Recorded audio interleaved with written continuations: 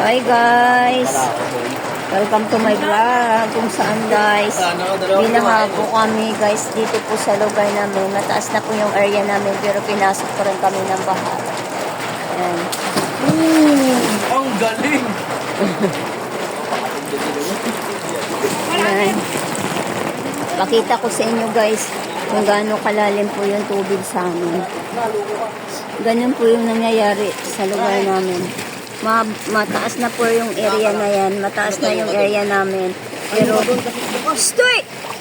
Mataas na po yung mataas na po yung area namin siya. Ayan o. Ayan po sila guys o.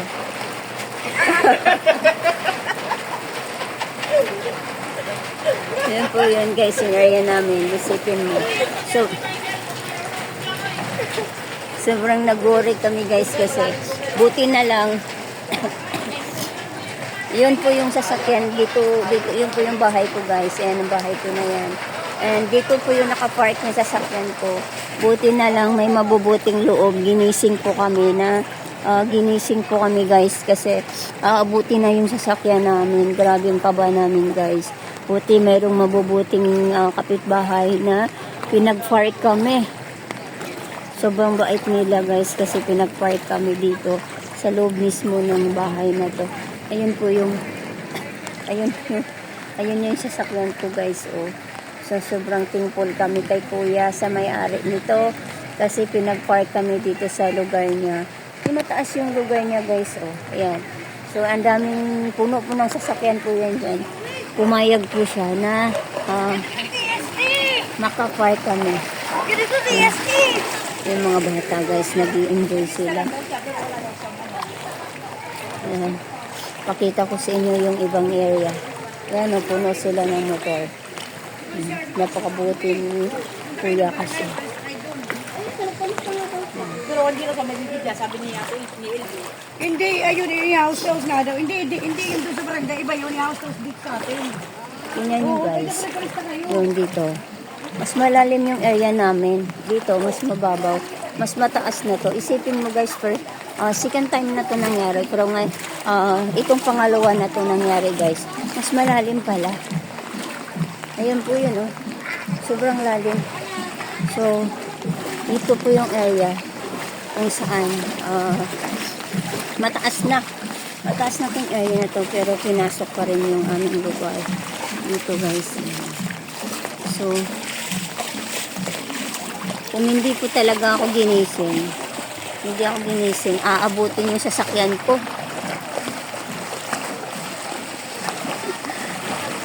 Hindi yung isipin niya, oh. Diba? Pero pag ganitong sitwasyon, unahin pa rin natin yung pamilya natin. Mga mahal natin sa buhay kasi sobrang delikado. So, yun guys. Yung gamit, kaya naman natin ipundar ulit yan. So, ang isipin natin yung ating pamilya na magiging safe sila. Yan. Diba? Isipin mo. Hanggang doon yun. Hanggang doon siya. So, yung mga bata, parang hindi sila nag-worry. Siyempre, mga bata yan. Hindi talaga sila nag-worry sa sitwasyon na to. Mas nag-i-enjoy sila pero hindi nila nakita yung sitwasyon na ganito. Dapat dyan kami mag-park sa area na yan. Kaso puno na talaga siya. Ayan eh. Sipin nyo guys eh, hanggang kalsada. Diba? Hanggang kalsada siya. Hanggang dun. Hanggang dun eh. Palabas ng highway. Ayan, hanggang doon yan, hanggang palabas ng highway pa. Ganun ka taas yung tubig hanggang highway. Hanggang highway na yan guys. Ayan, hanggang doon. Ayan, nakapag-worry lang talaga. So, isipin pa rin natin yung kaligtasan ng ating pamilya. Ha? Isipin pa rin natin yung gamit kaya natin ipundar uli yan kung magsumikap lang tayo. Ayan. Pero yung fairness may motor na lumusong. Lakas ng loob ni kuya.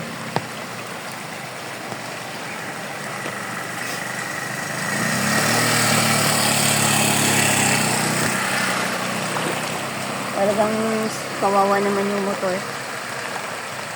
Grabe no. Isipin mo.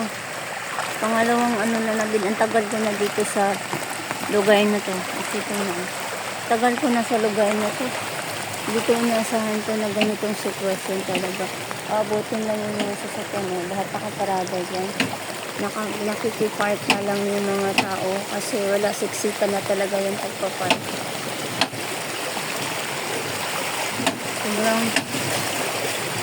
Sobrang siksikan na talaga yung pagpapark guys. Ano, tapos ng agos. Yung puno-puno yung mga parking area. Pakiusa na makikipark kasi sa ganong sitwasyon sobrang taas pa rin ito.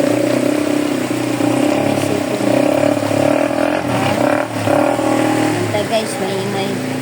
So, ayan. Thanks God pa rin ako kasi pasalamat pa rin ako kay God kasi merong mabubuting kalooban na pinag-park ako na maging safer yung aking sasakyan guys. And thanks pala din sa nagpa-park ng aking sasakyan. Ayan. Diba?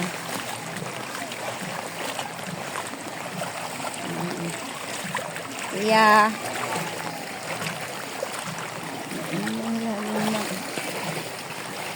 Mas malalim dito eh. Mas malalim yan dyan guys. Mas malalim. Mas malalim siya dyan. Kaysa dito. Yan. So, need talaga guys na makahanap ako ng area ulit na bahay na mataas-taas talaga siya. Pero almost naman kahit Maynila, kababayan ko rin sa Zamboanga.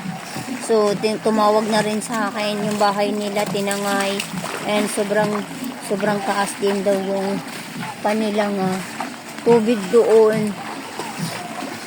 Halos naman guys, puro kaya kailangan nating mag-iingat lalo na sa mga nasa mga bababang area talaga.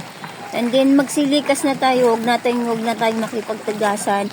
Magsilikas na tayo guys and siguraduhin para natin yung kaligtasan nating pamilya sa ganitong sitwasyon. Yan, kailangan talaga nating pahalagahan pa rin yung ating pamilya. So,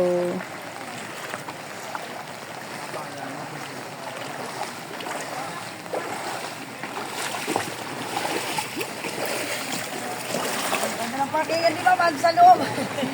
yun nga eh, mabuti si kuya, kinatok kami. Yan. So, mas malalim yung area na to kaysa doon area na yun. So, dito na yung sa loob sa amin. So, yun guys, yung pangalawang bahay ko rin kasi abot na rin. And then yung pangatlong bahay ko sa Naik. So, sana mapagawa ko na siya agad matapos na kasi para makalipat na rin kami doon. Kasi yung area na yun is mataas talaga. Hindi talaga abutin yun guys kasi mataas na yun. Parang papuntang going to bundok na siya.